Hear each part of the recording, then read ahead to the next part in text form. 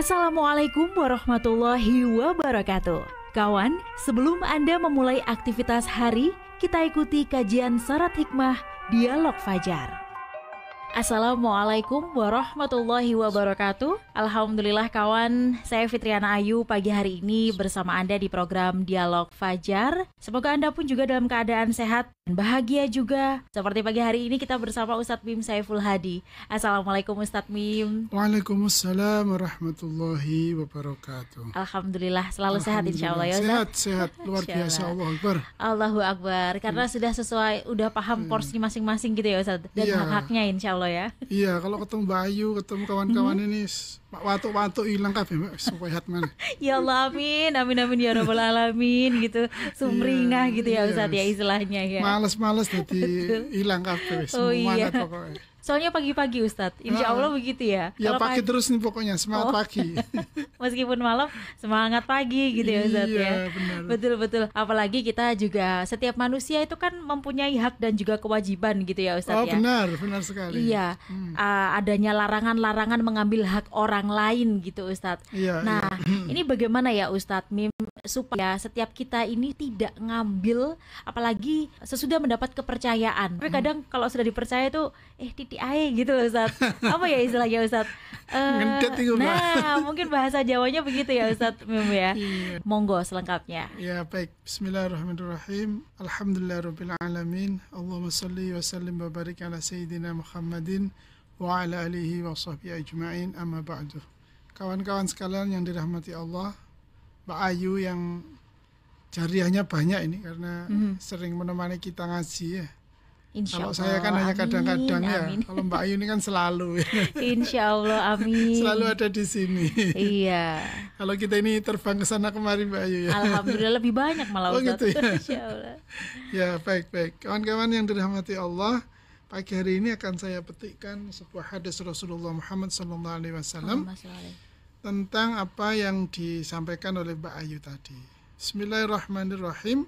Wa an Abi Umamata Iyas bin Tha'labah Al-Kharithi radhiyallahu anhu anna Rasulullah sallallahu alaihi wasallam qala man iqtata'a haqqam ri'in muslimin biyaminihi faqad aujaballahu lahu an-nar wa harrama alaihi al-jannah faqala rajulun wa in kana syai'an yasiran ya Rasulullah faqala wa in kana qadiban min araqi rawahu Muslim.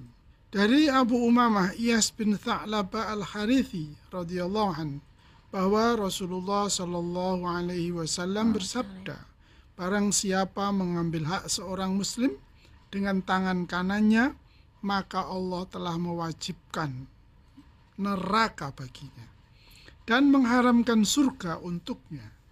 Maka seorang bertanya, sekalipun barang sedikit wahai Rasulullah? Maka beliau menjawab, meskipun sebatang siwak. Hadis riwayat Muslim. Mbak Ayu dan kawan-kawan semuanya,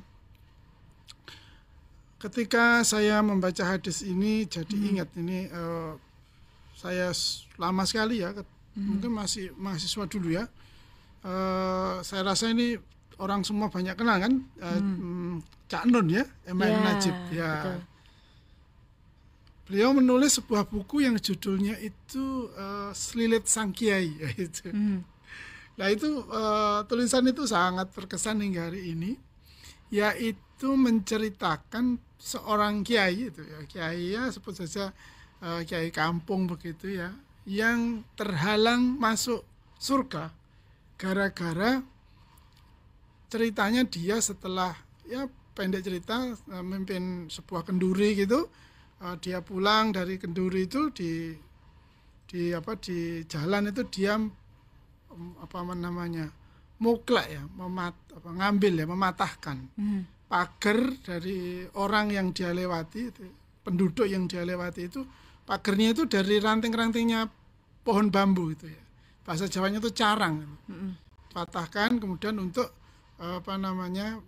mencongkel ya. Mencongkel kan soalnya gede ya Mbak ya. Ya Allah, nyukit iya. lah, nyukit ya. Mengeluarkan atau mengambil selilitnya yang terselip di antara giginya itu.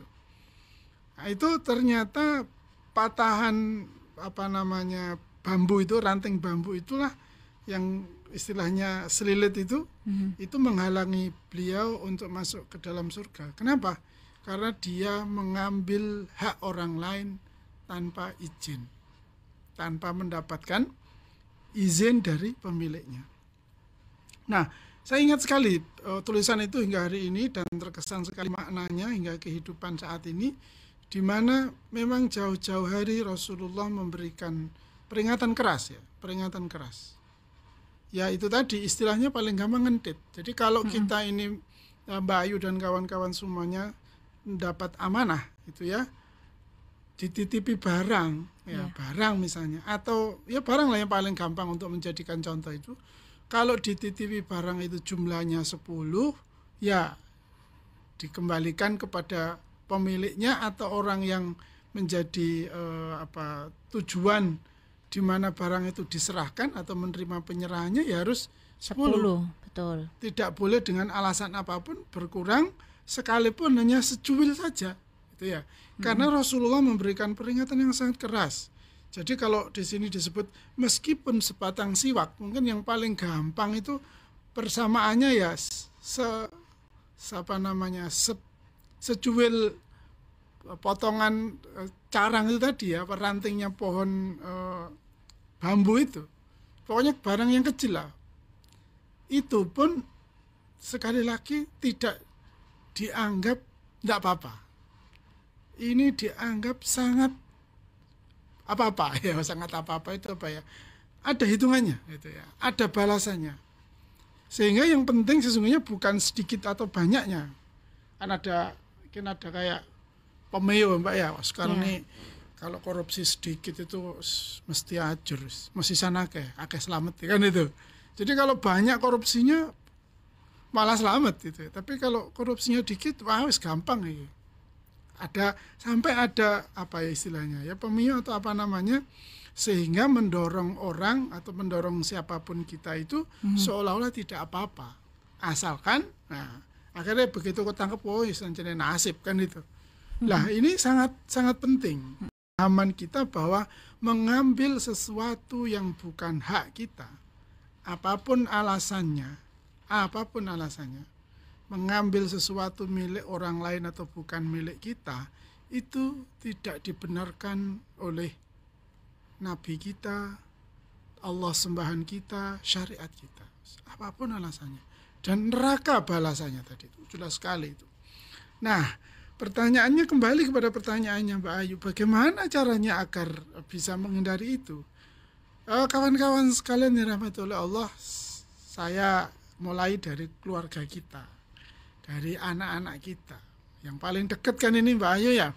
Kalau nanti kita nunggu jadi pejabat atau dapat amanah itu ya, itu kan masih butuh waktu yang lama ya. Soalnya saya nanti kalau jadi pejabat enggak gitu Ustaz, misalnya itu kan masih kalau. Lah ini kan yang sudah tiap hari aja ini yang ada di dalam keluarga kita. Kalau misalnya anak-anak kita ini kita suruh misalnya, kita beri uang 1.500.000 atau bahkan 50.000 untuk membeli atau membelanjakan sesuatu, kemudian ada kembaliannya, tolong dipastikan kembaliannya itu genep. Nah, pada saat anak-anak kan mungkin tidak terlalu masalah. Nah, tidak terlalu masalah untuk memastikan kembaliannya itu sesuai. Kalau kurang ditanyakan, pokoknya diurus sampai clear, sampai clear. Mengapa? Ini membangun mindset, membangun konsep dalam diri, menanamkan karakter pada anak-anak kita bahwa tidak boleh sesuatu disembunyikan. Tidak boleh sesuatu itu diambil tanpa izin. Tidak boleh sesuatu itu tidak ditunaikan kepada yang berhak. Nah, gitu kan ya? Ini latihan yang sangat mendasar dalam kehidupan kita. Jangan mentang-mentang begini, kan ini yang ada yang kurang peduli kita ini. apa-apa tuh uangnya masih banyak kok. Uangnya dipakai apa sih untuk anak-anak? Nah kan gitu ya. Sepertinya ini tidak apa-apa. Padahal kita sedang memberi pelajaran kepada anak-anak. Pelajaran yang paling pokok dan mendasar yang kelak jika dewasa, misalnya jadi penyelenggara negara, ini paling gede ya Mbak Ayu ya. Atau apalah fungsi tugas kehidupan kita. Pasti ini adalah karakter dasar yang harus dimiliki oleh setiap kita, yaitu tidak mengambil yang bukan haknya, tidak menggunakan sesuatu yang bukan miliknya. Ini pada praktek kehidupan ketika sampai sudah dewasa pasti sesuatu yang berat. Apabila sejak kecil, sejak dini kita para orang tua tidak mengajarinya. Ini sulit loh Mbak kalau sudah dalam kehidupan kita sehari-hari itu.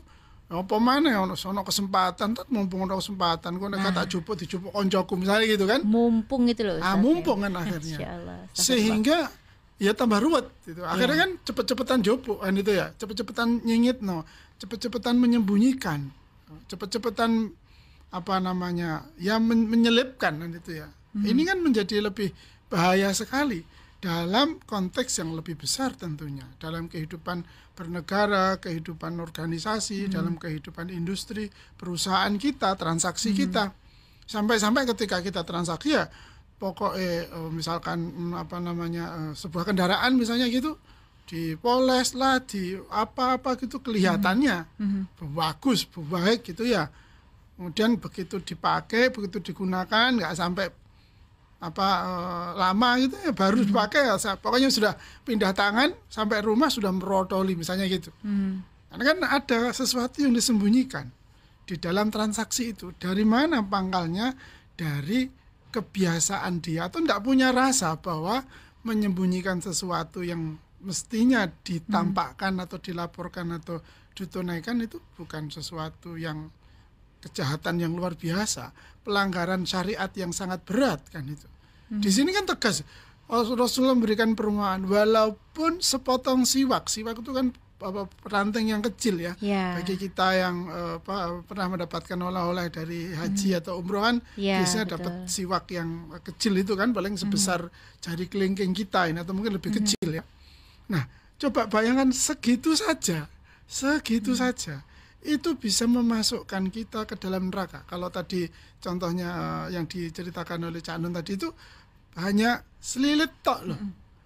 Hanya selilit tok itu bisa menahan seseorang masuk ke dalam surga. Masya Allah. Nah, maka dari itu kawan-kawan sekalian dirahmati oleh Allah, ayo kita mulai dari rumah.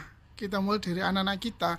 Kalau kita tidak suka dengan praktek korupsi, praktek markup dan sebagainya ya, yang banyak terjadi atau bahkan mungkin di sebagian kalangan menjadi lazim ya, praktik itu diterapkan. Dari mana kita mulainya? Dari rumah kita. Bagaimana caranya kita memastikan setiap amanah yang kita berikan pada anak-anak kita ini dipertanggungjawabkan kepada kita, dilaporkan kepada kita orang tua dengan laporan yang benar, laporan yang tepat, yang clear. Kalau 50 ya 50, untuk apa saja, berapa kembaliannya, di mana kembaliannya, mana kembaliannya. Nah, setelah dikembalikan, kamu jujur tak kasih hadiah ini, kembaliannya misalnya 50 rupiah misalnya 500 rupiah misalnya, benar tak kasih ini hadiahnya 1000 misalnya begitu misalnya. Ini kan pasti menyenangkan buat anak-anak kita. Oh, ternyata jujur itu hasilnya baik kan itu ya, diapresiasi ya, dihargai, sehingga merasa nyaman dia nanti kalau dia jujur, dia bertanggung jawab atau istilah kita menjadi akuntabel sekarang ya Mbak ya. Itu nyaman dia, sehingga kalau dia tidak jujur, tidak akuntabel itu menjadi gelisah. Nah itu kan bukan sehari 2 hari itu perasaan itu kita latih. Nah, kalau sudah sejak kecil, sejak di rumah, kita orang tua juga punya kepedulian kepada anak-anak kita. Jangan bilang wong tua kok cerewet. Enggak begitu, bukan cerewet ini. Ini soal pendidikan. Ini soal melatih, membentuk jiwa, membangun karakter agar anak-anak kita tidak mengalami laknat atau ancaman sebagaimana yang Rasulullah tunjukkan. Kan salah kita juga orang tua nanti. Jika dia ketika besar, ketika mendapatkan amanah yang besar ya sebagai penyelenggara negara misalnya, terus kemudian dia melakukan sesuatu yang perasaannya itu tidak peka, Mbak. Ini salah itu tidak peka. Kenapa ya? Karena memang tidak terlatih, tidak terbentuk jiwanya itu, karakternya bahwa yang begitu itu, praktek yang seperti itu sangat dilaknat, sangat diazab dengan azab yang pedih Allah kelak di yaumil akhirat. Semoga bermanfaat. Amin, amin buat ya kita rabbal semuanya. Alamin. Apalagi terparah itu kalau sudah jadi penyakit ya Ustaz. Iya betul. Itu tidak merasa itu loh Mbak kalau ini tuh sebuah pelanggaran berat itu ya. Malah dibilang wah ini nasib ini. Ya, berasa kayak kita ya Tuhan yang salah ya Ustaz. Baik, terima kasih Ustaz Mim sudah mengingatkan supaya jangan sampai mengambil hak orang, apalagi kalau kita sudah mendapat kepercayaan. Insya Allah harus dijalankan amanah itu. Dan kita tutup dengan doa kafaratul majelis kawan. Subhanakallahumma wa bihamdika nasyhadu an la ilaha illa anta astaghfiruka wa natubu ilaik. Saya Fitriana Ayu dan juga Ustadz Mim Saiful Hadi pamit. Wassalamualaikum warahmatullahi wabarakatuh. Waalaikumsalam warahmatullahi wabarakatuh.